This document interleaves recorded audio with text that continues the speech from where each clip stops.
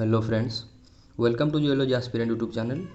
सो आज का जो हमारा टॉपिक है एलिमेंट्स ऑफ क्रिस्टल फॉर्म, या फिर इसी को बोला जाता है एलिमेंट्स ऑफ क्रिस्टल या फिर क्रिस्टल एलिमेंट, जो भी इसको बोले।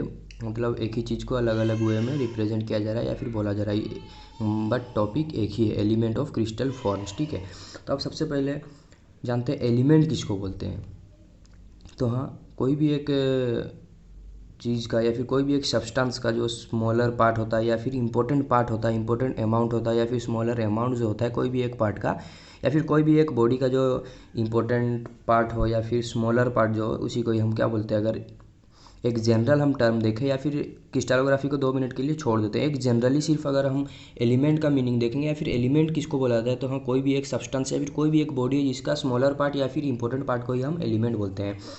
तो यहाँ पर किसका एलिमेंट हम देखेंगे, क्रिस्टल के फॉर्म का एलिमेंट। मतलब यहाँ पर हम क्रिस्टल का एलिमेंट देखने वाले हैं कहीं ना कहीं। ठीक है, तो ऑब्वियसली क्रिस्टल का भी कुछ ना कुछ स्मॉलर पार्ट होंगे या फिर कुछ इंपॉर्टेंट पार्ट होंगे।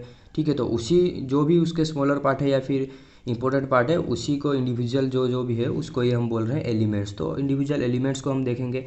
तो चलिए फिर वन बाय वन स्टार्ट करेंगे। तो देखिए, सबसे पहले आपके सामने में 2 क्रिस्टल दिख रहे हैं। तो इसको 2 क्रिस्टल अगर हम देखते हैं, ये 2 क्रिस्टल के अंदर हम अगर देखेंगे तो यहाँ पर आपको दिख रहा है, एक को हम क्या बोलेंगे, नियर अबाउट हम इसको क्यूब बोल सकते हैं। ऑब्वियसली डायमीटर तो मतलब सॉरी, यहाँ पर लेंथ ब्रेथ थोड़ा सा यहाँ पर कहीं ना कहीं फ्लक्चुएट हो रहा है, बट अगर इसको हम कंसिडर करेंगे दोनों इक्वल है, ये इसके साथ इक्वल है, ठीक है, और ये भी इक्वल है, तो इसको हम क्या बोल सकते हैं, वन टाइप ऑफ इसको हम क्यूब इमेजिन कर सकते हैं। तो ये क्रिस्टल है, इसी तरह ये भी एक क्रिस्टल है। ठीक है, इसको हम क्या बोलते हैं, ऑक्टाहेड्रॉन बोलते हैं। तो ऑब्वियसली जब हम आगे आगे इंडिविजुअल टॉपिक्स पढ़ेंगे क्रिस्टलोग्राफी में, तो ये सब ऑटोमेटिकली आते जाएंगे। तो डिफरेंट डिफरेंट टाइप के मतलब आपको आपके सामने में फॉर्म्स आते जाएंगे। ठीक है, क्रिस्टल के। तो अभी सिर्फ 2 चीज़ याद रखिए, इसको हम क्यूब बोलते हैं और इसको हम क्या बोलेंगे, ऑक्टाहेड्रॉन। तो ऑब्वियसली आपको दिखता होगा इसमें कितना फेस है, 1 2 और पीछे की तरफ 2 फेस है। अगर आपको दिख रहा है तो टोटल इसमें 4 फेस है। तो ऊपर 4 नीचे 4 मिलके 8 फेस है, इसीलिए हम इसको बोल रहे हैं ऑक्टाहेड्रॉन। और इसी को ही हम बोलते हैं हेक्साहेड्रॉन भी हम बोलते हैं, जिसको क्यूब आप बोल रहे हैं। ठीक है, तो ऑब्वियसली इसका वन बाय वन हम चलिए एलिमेंट देखते हैं। बट स्टार्ट करने से पहले, मतलब एलिमेंट्स के अंदर जाने से पहले, आप अगर चैनल पे नए, प्लीज़ चैनल को सब्सक्राइब कर लीजिए। और अगर आपने क्रिस्टलोग्राफी का अभी तक प्रीवियस वीडियो नहीं देखा जो इंट्रोडक्शन पे था, तो इसके डिस्क्रिप्शन में लिंक है, या फिर आप चैनल पे क्रिस्टलोग्राफी का प्लेलिस्ट भी विजिट कर सकते हैं। वहाँ पर आपको ऑब्वियसली देखने को मिल जाएगा इंट्रोडक्शन वीडियो। ठीक है, अगर आपने नहीं देखा, अगर आपको मतलब क्रिस्टलोग्राफी क्या पता है, क्रिस्टल किसको बोलते हैं, तो आपको अगर पता है तो ऑब्वियसली आप यहाँ से भी देख सकते हैं। चलिए फिर बिना लेट किए हुए स्टार्ट करते हैं इंडिविजुअल एलिमेंट्स। तो सबसे पहला एलिमेंट है जो क्रिस्टल का, वो क्या है, फेस। अब फेस किसको बोलते हैं आप सभी को पता है। ठीक है, अगर ये क्रिस्टल है तो ये क्या हो जाएगा, ये जो आपको दिख रहा है आपके सामने, या फिर ये ऊपर में जो दिख रहा है, इसको ही हम क्या बोलते हैं, एक फेस बोलेंगे ये टोटल को। ठीक है, ये टोटल है, इसको हम क्या बोलेंगे, एक फेस बोलेंगे। तो ये क्या हो गया, एक फेस। तो इसी को चलिए फिर इसका डेफिनेशन क्या है देखते हैं। External expression of the internal atomic plane of a crystal. मतलब इंटरनल एटॉमिक प्लेन भी, तो मतलब हम क्या देखे थे स्टार्टिंग में, क्रिस्टलोग्राफी क्या है, उसका एटॉमिक अरेंजमेंट को भी हम देखते हैं। ठीक है, उसका ग्रोथ को भी देखते हैं, उसका फेस किस तरह ग्रोथ हुआ, क्यों ग्रोथ हुआ, हर एक चीज़ जो भी क्रिस्टल के बारे में कुछ ना कुछ इन्फॉर्मेशन देता है, उसको ही हम बोलते हैं क्रिस्टलोग्राफी। तो ऑब्वियसली तो इसका इंटरनल जो भी अरेंजमेंट है उसके वजह से एक मतलब क्या एक्सटर्नल मतलब फेस का एक्सप्रेशन मिल रहा है, तो उसी को ही हम बोल रहे हैं फेस। तो देखिए, external expression of the internal atomic plane, internal atomic plane का जो भी एक्सटर्नल एक्सप्रेशन है उसी को ही हम बोलते हैं फेस। और ये एक फेस है, आपको समझ में आता होगा। नीचे उसी तरह ये एक फेस है, इधर भी ये एक फेस है, ये एक फेस है, ये फ्रंट में एक फेस है, इसके बैक में भी और एक फेस है। ठीक है, तो ऑब्वियसली फेस क्या आपको समझ में आ गया होगा। नेक्स्ट देखते हैं सॉलिड एंगल। तो सॉलिड एंगल किसको बोलते हैं, या फिर उसी को ही बोला जा रहा है वर्टिसेस। तो चलिए फिर देखते हैं सॉलिड एंगल किसको बोला जाता है या फिर वर्टिसेस। ये क्या है, एक पॉइंट है जहाँ पर 3 और मोर फेस मीट। एक ऐसा पॉइंट है क्रिस्टल में जहाँ पर 3 या फिर 3 से ज़्यादा फेस मीट करते हैं, तो उसी को ही हम बोलेंगे सॉलिड एंगल या फिर वर्टिसेस। तो चलिए देखते हैं कौन सा ऐसा पॉइंट आता है क्रिस्टल में। तो ये आपके सामने में इमेज है। तो देखिए, यहाँ पर कोई ऐसा पॉइंट आपको दिखता होगा जिसको हम वर्टिसेस बोल सकते हैं। वर्टिसेस का डेफिनेशन अभी हमने देखा, जहाँ पर 3 या 3 से ज़्यादा फेस एक जगह पे मीट करेंगे, उसी को ही हम वर्टिसेस बोलेंगे। तो अगर आप यहाँ पर देखें तो इसको हम एक वर्टिसेस बोल सकते हैं कि नहीं। ये एक पॉइंट है कैसे बोलेंगे, देखिए यहाँ पर ये फेस मीट कर रहा है, अगर आपको ये फ्रंट वाला फेस अगर समझ में आ रहा है, ये फ्रंट वाला फेस और ये साइड वाला फेस भी मीट कर रहा है, तो एक पॉइंट पे मीट कर रहे हैं तो इसी को हम बोलेंगे वर्टिसेस। तो यहाँ पर कितने फेस मीट कर रहे हैं, 3 फेस, तो यहाँ पर 3 फेस मीट कर रहे हैं तो उसी को हम बोलेंगे वर्टिसेस। बट 2 फेस मीट करने से होगा क्या, वर्टिसेस नहीं होगा, क्योंकि हमने डेफिनेशन में देखा जहाँ पर 3 या फिर 3 से ज़्यादा। अब 3 से ज़्यादा तो कितना वो भी चलिए देखते हैं, जब इंडिविजुअल फॉर्म्स आएंगे तो वहाँ पर ऑब्वियसली कभी 4 फेस कभी 5 फेस मिलकर भी एक वर्टिसेस बनाएंगे, ठीक है। तो फिर देखते हैं यहाँ 4 फेस का भी एक एग्जांपल है हमारे पास, ऑक्टाहेड्रॉन। ये देखिए ये एक ऐसा पॉइंट है जहाँ पर आपको 4 फेस मीट होते हुए देखने को मिलेगा। देखिए अगर आपको दिख रहा है ये एक फेस है,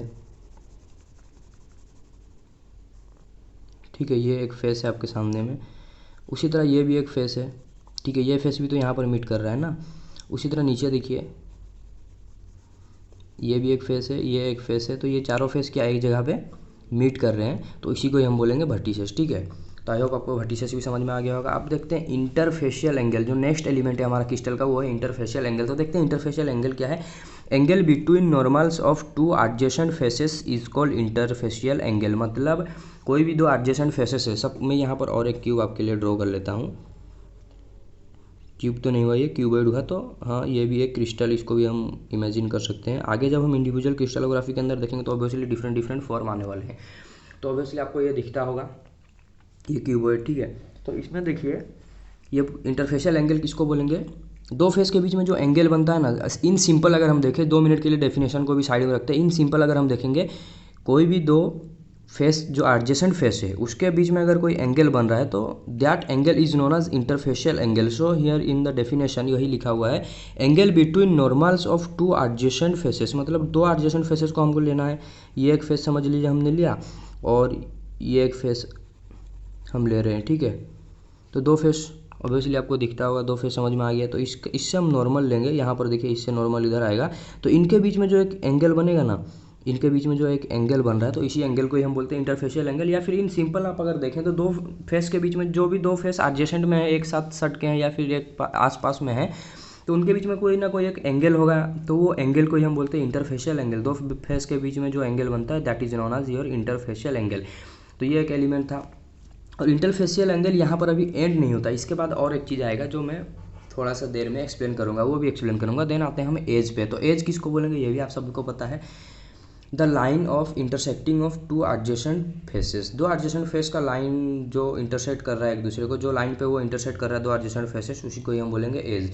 और जो 2 एडजेसेंट फेस का एंगल है उसी को ही हम बोलते हैं इंटरफेशियल एंगल। तो देखते हैं एज के लिए भी एक फिगर हम ड्रॉ कर लेते हैं। तो मैं हमेशा क्यूब क्यों ले रहा हूँ, क्योंकि क्यूब से आप सब एक्वेंटेड हो, ठीक है। कोई नॉर्मल अगर जिसको क्रिस्टलोग्राफी उतना डेप्थ में मान लो अभी नहीं पता, आस्ते आस्ते पता होगा, जब हम पढ़ेंगे आस्ते आस्ते 1 बाय 1 वीडियो आएगा। बट इन जनरल तो आपको क्यूब तो पता है ना। तो क्यूब को हम एक क्रिस्टल कंसिडर कर रहे हैं, इसीलिए क्यूब को मैं बार बार ले रहा हूँ, ताकि आप क्यूब के साथ आप तो पहले से ही एक्वेंटेड हो, आपको पता है क्यूब क्या है, तो इसीलिए आपको थोड़ा समझने में ईजी होगा। दैट्स व्हाई मैं हर बार क्यूब का ही इमेज ले रहा हूँ, ठीक है। तो देखिए इसको हम क्या बोलेंगे, एक एज बोलेंगे, ठीक है। तो अकॉर्डिंग टू डेफिनेशन क्या ये सेटिस्फाई कर रहा है, देखते हैं। The line of intersecting of 2 adjacent faces, ये अगर ये इसको हम एज बोलते हैं तो यहाँ पर कौन कौन सा 2 ऐसा एडजेसेंट फेस है जो इंटरसेक्ट कर रहा है, देखते हैं। ये एक फेस है और ये एक फेस है, ये दोनों का एक पॉइंट पे यहाँ पर इंटरसेक्ट कर रहे हैं, तो इसी को हम बोलेंगे एज। या फिर ये भी एक एज है, ये भी एक एज है, ये भी एक एज है। ये अगर एज होता है ये वाला फेस, और उसके पीछे जो एक फेस है ये इसके बैक में, उसी को ही हम बोलेंगे क्या, वो दोनों फेस का इंटरसेक्शन पॉइंट है ये, और इसी को ही हम बोल रहे हैं एज, ठीक है। तो ये था कुछ एलिमेंट्स। तो अब चलिए इंटरफेशियल एंगल, जैसे कि मैं बोला था, और एक चीज़ इसमें रह गया है, मतलब इसका एक इंस्ट्रूमेंट है जिससे हम इंटरफेशियल एंगल कोई भी क्रिस्टल में मेज़र करते हैं। तो वो उसको थोड़ा सा देखते हैं।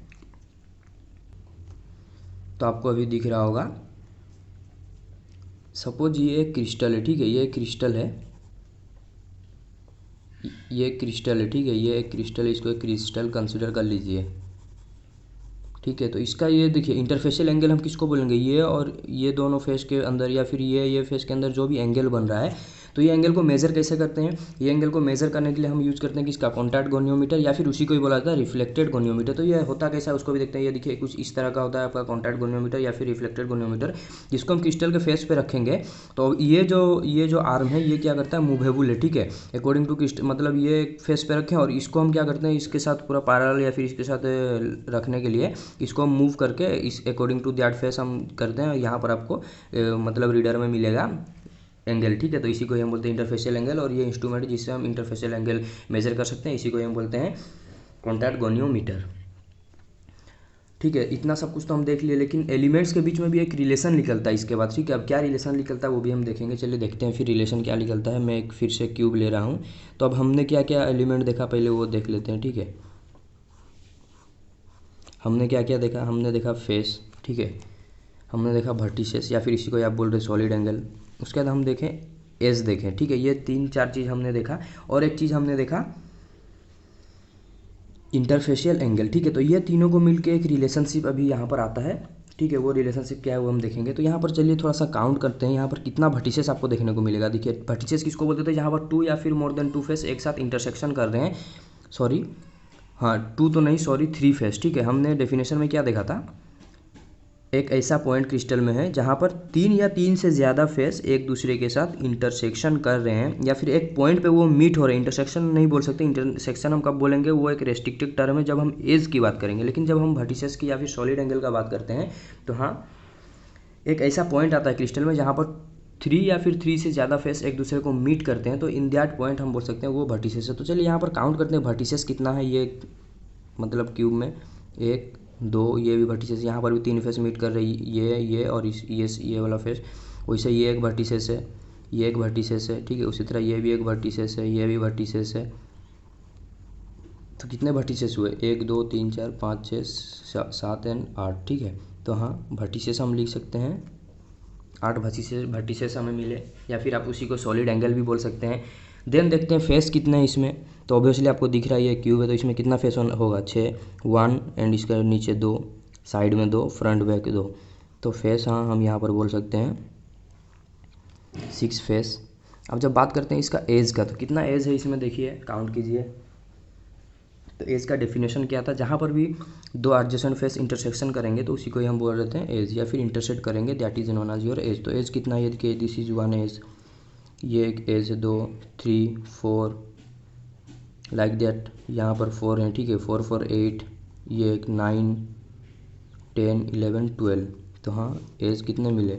अब यही को लेके एक रिलेशन दिया था, कि इन्होंने दिया था यूलर्स ने, ठीक है। अब यूलर्स कौन है, तो वो एक स्विस मैथमेटिशियन है, या फिर आप उन्हें फिजिस्ट भी बोल सकते हैं, एक इंजीनियर भी, वो एक इंजीनियर भी थे, ठीक है। वो तो उनके नाम में ये 3 चीज़ उनको आइडेंटिफाई किया जाता है, ये 3 चीज़ों से। मतलब वो एक इंजीनियर भी थे, फिजिस्ट भी थे, और मैथमेटिशियन भी थे। तो उनका मतलब हमको उनसे उतना मतलब क्या, उनका जो फॉर्मूला उन्होंने निकाला, या फिर जो एक रिलेशनशिप निकाला बिटवीन फेस वर्टिसेस और एज के बीच में, तो वो फार्मूला हमें लेना है, या फिर वो जो रिलेशन हमें लेना है, ठीक है। क्योंकि हमें क्रिस्टलोग्राफी में उसको अप्लाई करना है, कुछ न्यूमेरिकल आएंगे उसको भी हमें सॉल्व करना है। तो उन्होंने एक रिलेशन दिया था, vertices plus face is equal to edge plus 2। तो ये चीज़ नोट डाउन कर लीजिएगा, इसी को हम बोलते हैं यूलर्स